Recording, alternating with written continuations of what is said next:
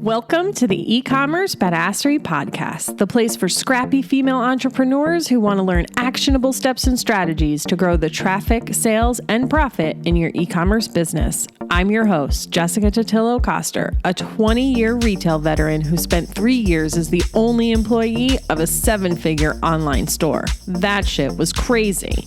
I know exactly how it feels to do all the things, and I'm sharing everything I learned the hard way so you don't have to. I may have started this business by accident, but supporting badass bosses like you lights me the fuck up, and I am so stoked to see you grow. Are you ready, babe? Let's roll. Welcome back to the eCommerce Badassery Podcast. I'm your host, Jessica Totillo-Coster. Today, we have a product-based business owner on the show, Kristi Soomer, founder and CEO of Encircled, a Canadian-made line of versatile, sustainably made clothing that helps women streamline their wardrobe. Inspired by her love of travel and dislike of checking a bag, Kristi started Encircled in 2012 with a sewing machine she found on Craigslist, and she created her first product, the Chrysalis Cardi, on the kitchen floor of her condo. In today's episode, hear Kristi's story of how she went from launching a clothing brand with no fashion experience to building a 7-figure business that was named a certified B Corporation in 2018. Kristi is committed to meeting high ethical and sustainable standards in all aspects of the business, from using fabrics that honor the environment to providing good working conditions and fair wages for her sewers. And today, she's giving us the lowdown on what it really takes to launch a fashion brand, knowing when it's the right time to invest in inventory, and the 2 things that were the true game changers in her business: content marketing and showing her face. No matter what level of business you're at right now, you're sure to pick up nuggets from my fellow data-loving friend, Kristi Soomer. Here we go. Welcome to the show, Kristi. Thank you so much for being here. Thank you for having me on your podcast. It's so happy to chat with you again. Oh, I love chatting with you. So we're not going to nerd out on email as much today, but I'm still super excited for today's conversation. And I did, of course, already tell your story in the intro, but I'd love to hear from you. When was the moment you decided, sure, I'm going to do this crazy thing and become an entrepreneur? For me, it all started with a product idea. So the business really grew out of this desire to travel lighter and travel more stylishly and comfortably. I used to be a management consultant in my previous career, which basically means you travel from client site, usually by plane, on a weekly basis. So you basically live out of an airport and you want to have a carry-on bag only because you don't want to waste time checking a bag or waiting in line and all that good stuff. So I was really inspired by my travels to create our first product, the Chrysalis Cardi, which is this crazy, wild 8-in-1 garment that transforms from a tunic to a one-shoulder gown to a cardigan to a circle scarf. And that one product idea, I just got really obsessed with it. And from that grew out the whole business. And really, that was my motivation. I just wanted to start designing really cool products that I could make sustainably and ethically, and that would make a big impact in a woman's wardrobe. Let me ask you first about the sustainable part. Like, was that always a thing for you even before you started this business? Yeah. Well, before I started the business, I've definitely always had an interest in sustainability on a personal level. I think, as a kid growing up, I was a vegetarian. I always tell the story about how I was in like the recycled paper club at high school where you sort all the recycling. That's a real nerd out moment. I was also an athlete and stuff like that, but I had this like real interest in animals, the environment, all this kind of stuff. So I think I've always had that love of being outside and appreciating traveling and the planet. And I hadn't really had the opportunity in my career up to that point to really be involved with a brand that was making a positive impact. So I knew that when I started Encircled, I wanted that to be the core of our values. And I wanted to use fabrics and materials that were good for the planet and set up our business model in a way that we would limit our carbon footprint and reinvigorate local manufacturing at the same time. That's amazing. And just for everyone listening, like, this is how you take your core values and transform them into your business, right? And infuse them into your business. Like, it doesn't have to be separate. you can create a business that's still very, very you. So I think that's just super, super cool. And in terms of the actual design, right, of that first product, because it's this crazy convertible thing, I mean, how did you even like figure that out? Yeah, so for your listeners, my background is not in fashion. I have an MBA and a finance degree, and I have very little sewing skills. My mom is like an artist, and she was a very talented seamstress, actually. She used to make my clothing when I was a kid, but I had zero interest in that. And she tried to teach me sewing a bunch of times. And just like when a parent tries to teach a child, it's a very frustrating process. So I basically tuned out of that as a career. I thought, I can't be in fashion because I can't draw and I can't sew. And at the time growing up, like that was kind of the thing. You gravitated towards the career in which you had the most talent. Now it's very different because you can definitely hire people very easily to kind of fill those gaps and still pursue your passion. So I think I had an interest in fashion, but I didn't really obviously know what I was doing. So it took a lot of up leveling of skills to get there. One of the first things I did was I connected with an incubator in Toronto that had a lot of resources for the fashion industry because I simply wanted to learn how the industry worked. And basically, from like what stages do you need to go through to make a product?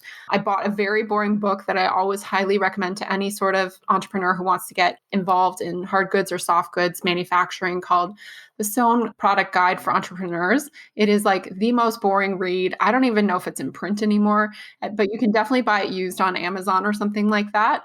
And that book will walk you through the exact steps to make a product. And then it was just a matter of finding the right people to involve in the process and hiring, a pattern maker and finding a manufacturer, which is arguably the most challenging part of the process. So it was just little by little, but it did take me probably from ideation to launch about 9 months to perfect the design, prototype it, get it made, find the right fabric, all that good stuff. That's so amazing how you just knew you wanted to do this thing.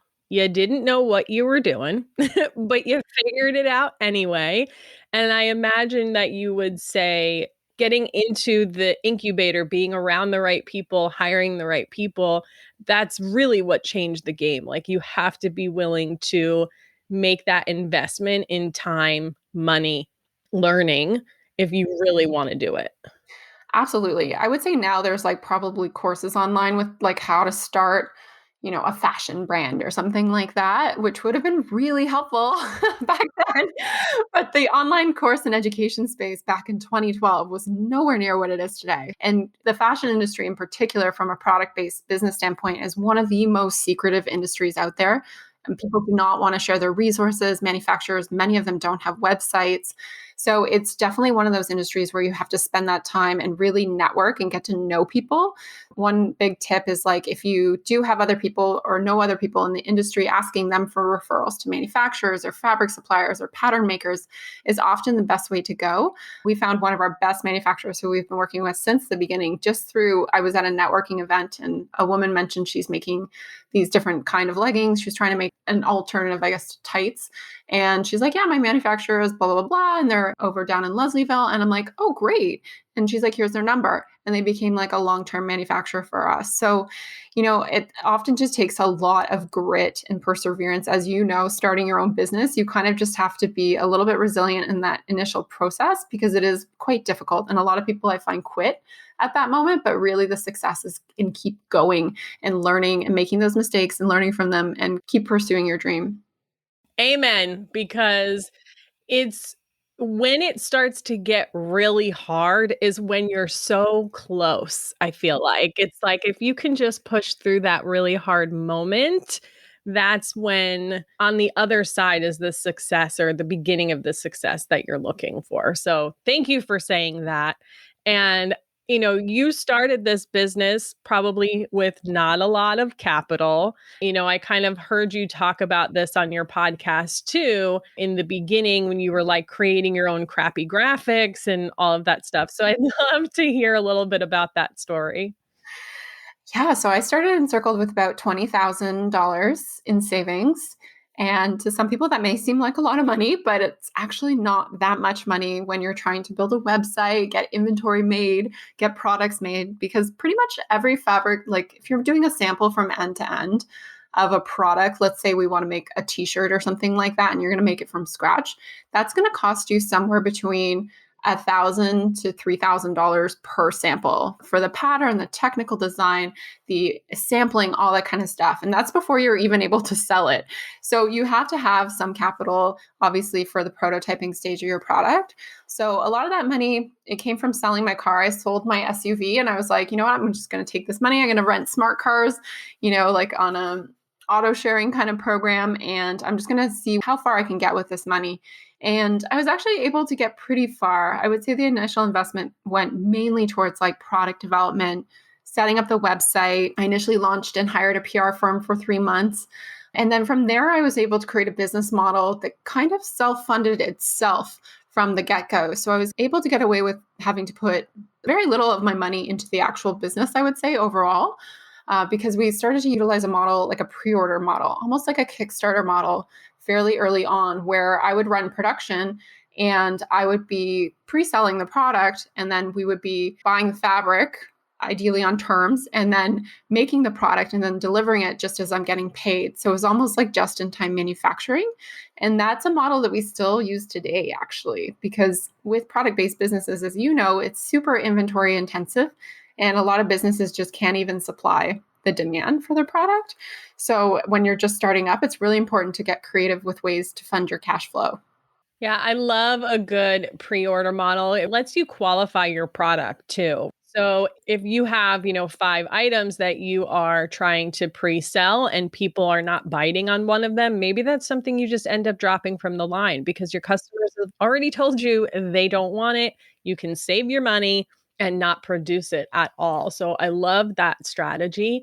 And you mentioned that in the beginning you hired a PR firm. So we all know that PR is generally not cheap. So what made you say, okay, yeah, I'm going to invest my money into this?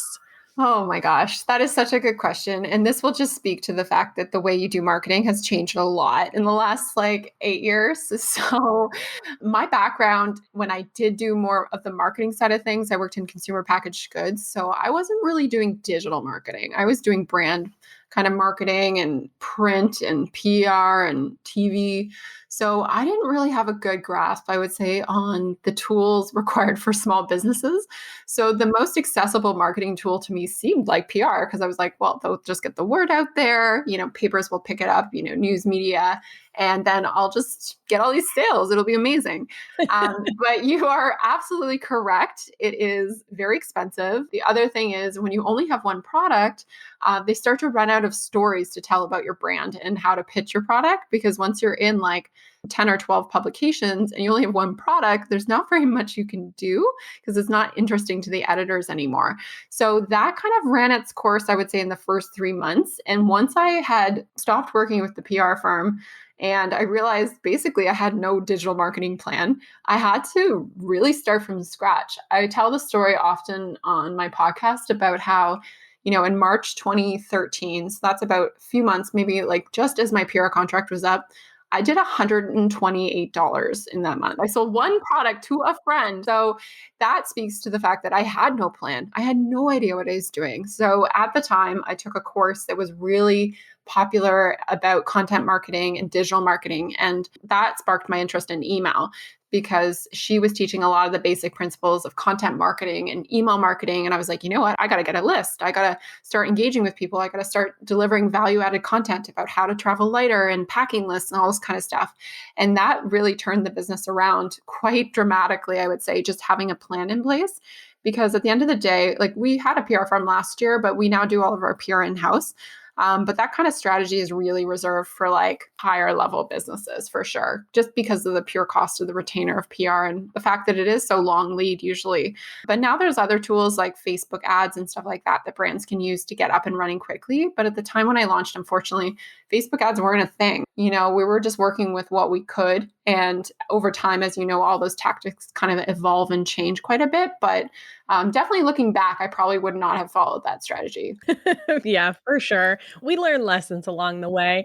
I mean, even when, I had my brick and mortar, I always get confused on the year. It's like 2008, 2009, but digital wasn't a thing. There was no Instagram. So I was doing local print and things like that. So it just evolves over time. So you started this, you kind of figuring things out as you go. You still had your day job, right? Which you eventually left and went full time into the business. You were kind of doing it all on your own. When did you know that it was time for you to like invest in more help and hire people on? Did you feel ready or did you just kind of jump in? I am definitely a more conservative entrepreneur. So it took me 2 years, full disclosure, to quit my full time job. So I was running it primarily on weekends, but sometimes the odd evening I would answer like customer service emails and stuff like that. But I was in a really successful point in my actual career. So it's not like I just left out of college and I was like, hey, I'm just going to leave this job. It doesn't really mean anything to me. I was actually in my perceivably dream job and I was making quite a good salary. I just didn't feel super aligned with, my purpose and my values as we kind of touched on at the beginning, and I really wanted to create something from the ground up. Making that decision was really difficult. I quit my job in November 2014, but leading up to that, I actually tried to quit it two more times before that, and my company at the time talked me back into it because clearly I wasn't ready anyways. So it's really difficult to make that leap, I think, for a lot of people, especially if they're later in their career. But for me, it just became a question of like, am I holding the business back by not being able to be in it full time? And being honest with the answer to that. Like, you can hire like virtual assistants and stuff like that part time. But at the end of the day, if you're the founder and CEO, your brain, your strategy is what's going to drive like a lot of the initial growth in the business. So if you're not only part time in it, it can only go so far. So I started to realize that we were growing, but I felt like I was throttling that growth by not being available enough. So I made that decision to leap. And once I made that decision to leap, I mean, the business started growing like high triple digits. And then that's when I knew I had to start expanding on it and get like an office space and start to hire and all those good things. But it was definitely a process. It wasn't like right away I did all these things. It took me a little bit of time. 6 months after I quit my job, I decided to hire like a part-time person and then like kind of expanding her role as we started to grow. But I always tell people that like I wish I started to hire sooner because I think, again, coming back to that bandwidth thing, like when you're starting up a product-based business, especially if you're self-fulfilling product, you can spend an inordinate amount of time, on customer service and fulfilling orders and stocking inventory. And that's not really value-added activities. Whereas like if you're spending time writing like an extra email every week or doing more social media, that could really impact the growth of your business. So I always advise people to hire out those tasks that aren't necessarily income producing fairly early on, just so that you can grow faster. Yes. And I have a similar story. I mean, I've had other businesses before, but for e-commerce badassery, I was doing it as a side gig. And I had this very demanding full-time job, right? Where I was like super important and people were always coming to me for things. It's not like I could just fly under the radar. I was too important. And I was being a scaredy cat because, like, I'm old, Like, if I were in my 20s, like, it wouldn't matter. I'd be like, yeah, okay, I'll figure it out. But I'm not. Like, I'm old and I have responsibilities. And I was really hesitant about making the switch.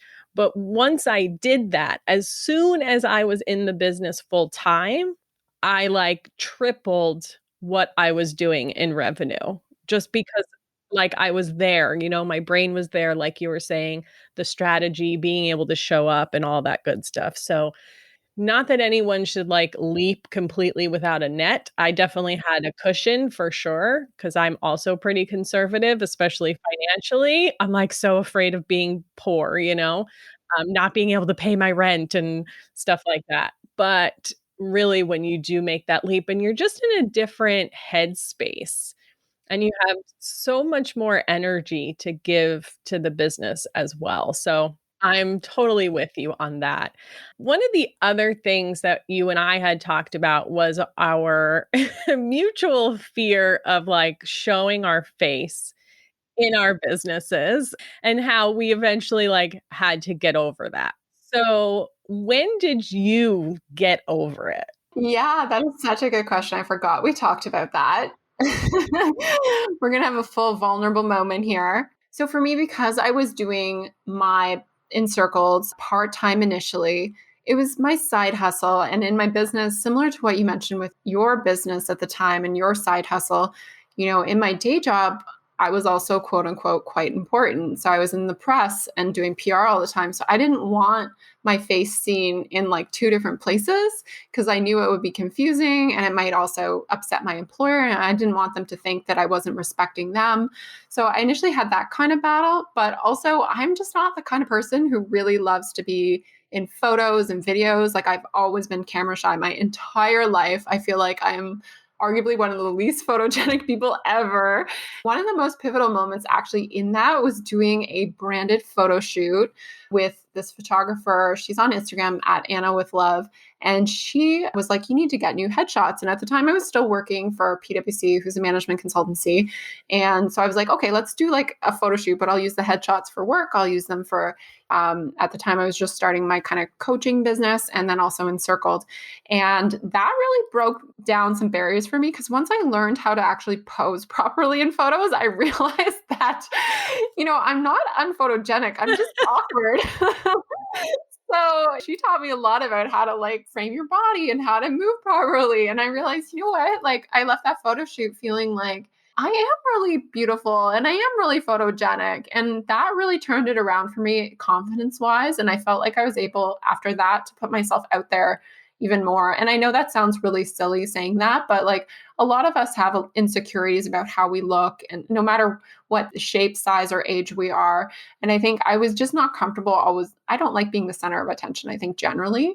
So that's been something I've had to get over because one of the most important things that I've learned running a business is that like if I'm going to compete with Zara or H&M, one of the biggest point of differences, other than the ethical and sustainability parts, is my story and why I started the business and who's running this and really connecting emotionally with my customers. So to do that, you have to show your face. It can't just be this like product photo on our about page. So that really took a little bit of pushing myself out of my comfort zone, but it definitely paid off in the end. And now I'm super comfortable, obviously, on podcasts and video, and I've done live TV many times. So I've really come a long way, but yeah, it was definitely a journey. It for sure takes time to get there. And I always tell people, put as much of yourself in the business as you're comfortable and then do a little bit more.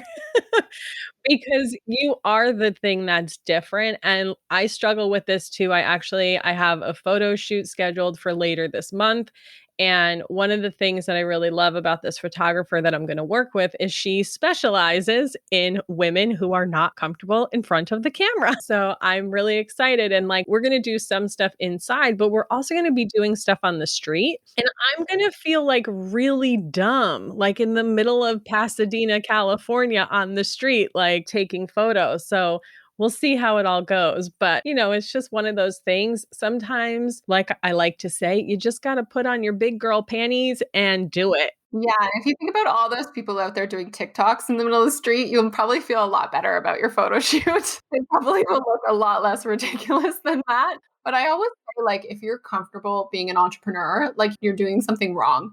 You should be feeling uncomfortable because it is a journey. And at every stage, if you're just like getting into that comfort zone with whatever you're doing in your business, you're probably not pushing the envelope far enough. So we'll always have to be stretching and growing. And that's why we became entrepreneurs. So I know those shoot's going to go awesome for you, and I can't wait to see the pics. Ah, thank you. And I love that. I mean, that is like Kristi Soomer quote is that if you are comfortable as an entrepreneur, you are doing something wrong. Okay, so I want to switch gears a little bit here and talk about inventory because I heard you talk about this on your podcast, Brave and Boss, and I really wanted to hear your perspective because inventory is a struggle for most of the people I work with. And I come from the reseller space where I'm buying other people's products at wholesale and reselling it. And while I did, of course, have to book things 6+ months in advance, I always had the opportunity to buy immediate goods, right? So it wasn't like, oh, I'm going to have nothing on my shelves. But when you're manufacturing your own product, especially when they're not inexpensive, right? Like you have a pretty decent price point, there's so much fear surrounding the idea of investing. And then because you're afraid to invest in the inventory, you end up selling out of things all the time. And selling out isn't always a bad thing because it adds that urgency. But I also think like if you have an evergreen product where you're just replenishing and selling the same thing over and over, being sold out is really just missing opportunity. So I'm going to stop rambling, but I'd love to hear this from your perspective. And how do you handle this in your own business? Yeah, that is such a good question. That will be probably the number one struggle of a lot of startup entrepreneurs in the product based space in the first, I would say, 3 to 4 years, because predicting and forecasting in e commerce is really difficult. One of the reasons we've already touched on a little bit is the prominence of digital advertising. And, when you're dealing with mediums such as Facebook ads, where you can have an ad that picks up and then all of a sudden it's getting all this traction and some product in your collection or lineup blows up and you don't have the inventory to support it, you're essentially leaving money on the table. So that can be a bit of a challenge, but then obviously you don't want to invest like $1 million in inventory when you're just getting started because you're not going to have the capital. So it's really about setting up for me. And one of the things I think we have in common that we both love is systems and processes, which is not the like exciting answer to this for a lot of people, but it is really reasonable to start to set up a process to manage your months on hand and really start to do some forecasting around that. So looking at what you've sold year to date, looking at last year and trying to come up with some estimates and forecasts for what you're going to do. A lot of it's going to be guesswork at the beginning because you're not going to have the data, but if you know you're, for example, going to run some ads on a particular piece, maybe you want to up it 30% because last year you ran ads on this other piece and the growth was 20% and this one seems a bit better. You have to start making some of those assumptions and guesses. Otherwise, you are perpetually going to be out of stock. And that in itself is really difficult because if you have a very small assortment, and you're always out of stock, you're never going to have cash coming in. You're going to have these huge gaps in cash flow, which if you have a team or a payroll can be very detrimental. So I think number one to me is getting the right forecasting tools in place. And they don't have to be fancy. It could be just a Google sheet. The second thing I would say is like understanding and doing the analytics on your assortment to understand like that 80-20 rule. So which products are really driving most of your sales? Because generally something like 20% of our assortment is driving 80% of our sales. So making sure you're aware of what your core products are and making sure that you always have those in stock and have like whatever your lead time is. Let's say you have a 6-month lead time, then you have at least 6 months on hand, if not more, if you can afford it, 10 months, let's say. And then maybe for the items that aren't as fast moving, you have a little bit less on hand. So figuring out that ideal balance and then periodically reviewing your assortment to make sure that you're discontinuing products that aren't performing. Because as a small business, you have to be super picky, I think, with what you do have and make sure it's all like holding a unique place in your assortment. And then the last thing I think would just be to get creative with your cash flow. So I took an angel investor in, I think it was 2015. Not everybody goes that equity route, but you can also go get like a line of credit, or there's a lot of debt financing options as well. So if you are feeling like, you have this product and there's so much demand behind it, but you can't supply it because you're missing the cash, there's a lot of places that will fund that inventory for you so that you're not out of stock of it. Because at the end of the day, like a lot of these products are going to be gaining you new customers. And if you don't have something to offer them, they can never come back and shop again. So we want to make sure that that like cycle of inventory is always there and available. But it's going to happen. Like you're going to be out of stock for sure. We still get out of stock of products. We launched a product in October and it sold out in 48 hours. And we were like, okay, we don't have any fabric till January. That's great. So sometimes you just underestimate things and that's just the way it is. But like you mentioned before, which I think is also a really important point, Jessica, is that waitlist idea. So if you're able to somewhat gauge the demand before you even launch a product, like that's amazing. That's gold. So really just starting to think a bit more strategically about your inventory and how you manage it, I think is key for startups. Yeah, for sure. I love all of that. I went to school for fashion merchandising and played with spreadsheets and did all that stuff. And yes, there are, systems and formulas, but ultimately, you just have to do the research, understand the data, and sometimes just take a little bit of a leap. And I love your point about really understanding your assortment because I think a lot of us can get emotionally attached to what we create. And if your customer tells you that they don't want your product because they haven't bought it, sure, there are things you can do, right? Sometimes you have to move where it is on your website. I try and think of what I would do in a brick and mortar store, right? I would re-merchandise it. I would put it somewhere else. I'd put it on a mannequin, change out the outfit, something like that, put it in the window. So you have to play around with it a little bit, but there's going to be a point where you just have to say, like, this is not working, and just move it out, recoup as much as you possibly can, and then just really lean into what is actually driving your business. Totally. And like not all products are winners. Like we definitely launch products that aren't winners and you think it's going to be a winner just because like you said, you fall in love with the idea and then you realize you're the only one who was in love with that idea. So that happens actually quite often, I mean, we've got some products in our collection at Encircled, like our dressy sweatpants, which you now have, which have been in our collection for almost 6 years. And we did a redesign on them a couple years ago, but that's like magic to me to have a product that long in the fashion space. That is like an A++ product, but not all of them can be like that. So you have to be very intentional, I think, in your product development process. And especially if you are in a product like skincare or fashion or jewelry, you have to be really engaged with your customers to understanding what their needs are when you're actually starting out that development process. Yes, for sure. And just to talk about the Encircled dressy sweatpants. So I just got mine a couple of days ago. Thank you again, Kristi. I admittedly wore them for like 3 days in a row and was like, okay, I need to wash these now because they are so soft and comfortable. It's like being in PJs, but you can like put on a cute t-shirt and a ballet flat, denim jacket, and like go outside and be cute in public. I'm so happy you love them. That makes me happy. Yeah, they're so awesome. Okay, so this has been amazing. I've got some specific questions that I always ask everyone on the podcast because I'm a big believer in keeping it real with my audience. E-commerce is not all sunshine and rainbows, and there's a lot of bullshit on the internet about how it's super easy to have an e-com business. So I would love to know, what has been your biggest failure in your business so far? Ooh, just one? If I had to like sum it up, it would be not understanding why people buy. Sometimes I think we get carried away with our own ideas and we think that because we value something, our customers will value it the same way.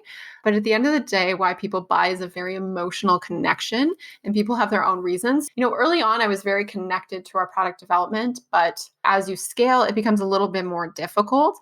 So sometimes you lose that connection and that can be really difficult because you end up making products that don't sell and you assume that somebody's going to buy it because it is like sustainable or whatever is a great example. And consumers just aren't there yet. They still want like that idea of style and comfort. They don't want to sacrifice. So you really have to have these pieces that check all the boxes. And for us, that was like a really big learning, I would say, in the last year, is that you can't just like go with like the most sustainable option because at the end of the day, it has to perform like a regular product and deliver on all those other things.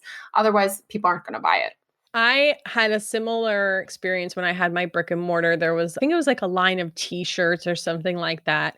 And that was really their big message. And at the end of the day, like my customers didn't care. They just wanted it to be cute and they didn't want to spend the extra money that it cost to have that type of fabric and stuff. So in the end, I sold them because they were cute, right? So it was just really about understanding what was going to make them tick. So that's such a really good point. That doesn't mean it's not one of your values and you don't continue to lean into it, but it may just change the way you market it and talk about it a little bit. And on a more positive note, what do you think has been your biggest success in your business so far? I would say surviving 2020 and growing last year, high double-digit growth in a year that was like arguably started off really well. And then really we went into like a tailspin of triple-digit decline in revenue. And then being able to pivot really quickly and change our business model quite a bit in what we were making and then weather the storm to grow in 2020, I think is probably my biggest success so far.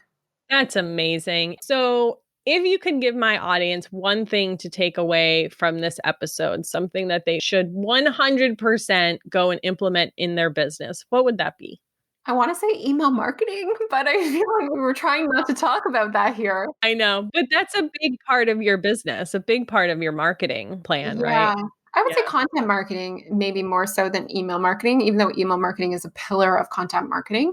I would say like figuring out how to add value to your customers' lives beyond your brand. I think that's really important to creating a connection with your customers. For example, if you're a skincare brand, like can you do videos on how to do the perfect face mask, the ideal 9-step skincare routine, even if it doesn't involve sometimes all of your products, like creating that real value added content that you can create, push out on social channels or on emails and stuff like that. Anybody can write a product based business newsletter, maybe not super well, but people can do that. That's pretty straightforward. But when it comes to actually crafting value added content that would land either in your customer's inbox or in their feed, like that's what will separate really true brands with longevity from others.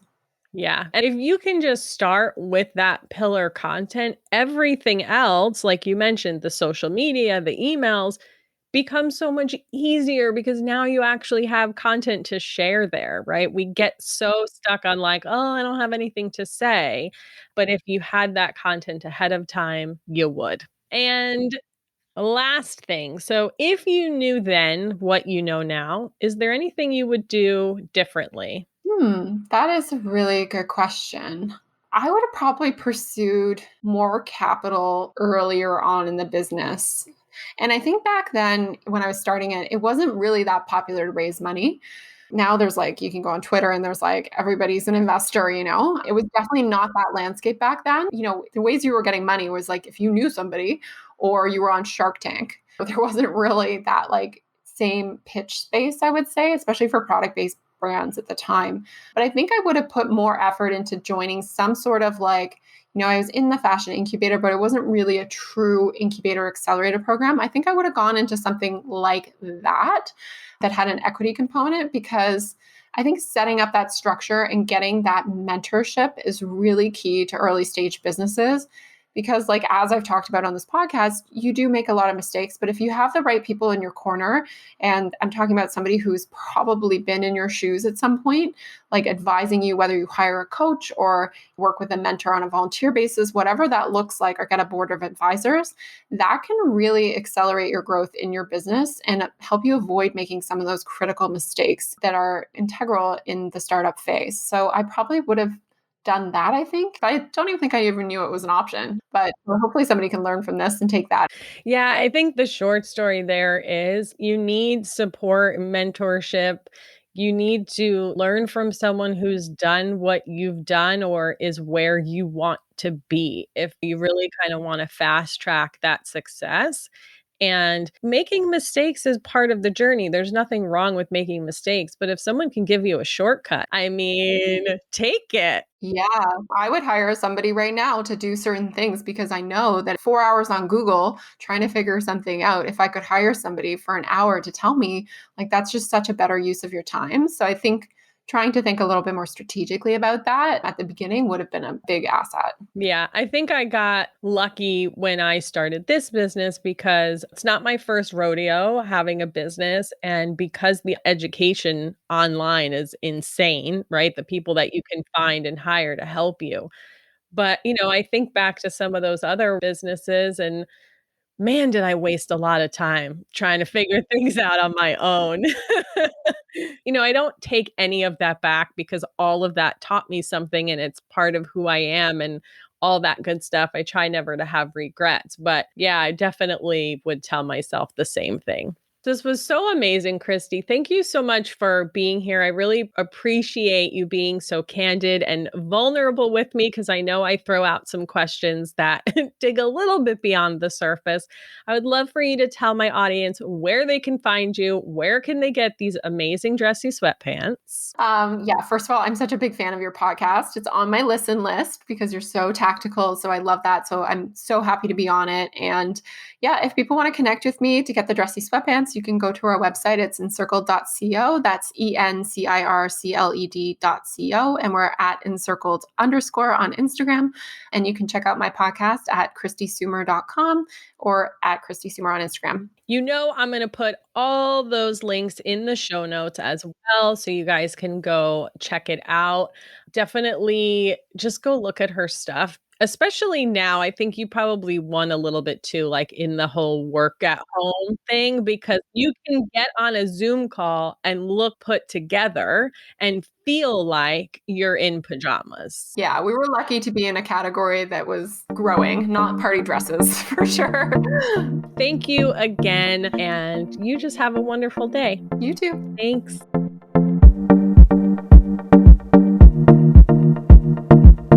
Thank you so much for listening to today's episode. If you like what you heard, I'd be so grateful if you'd leave a review on Apple Podcasts, and don't forget to subscribe so you never miss an episode.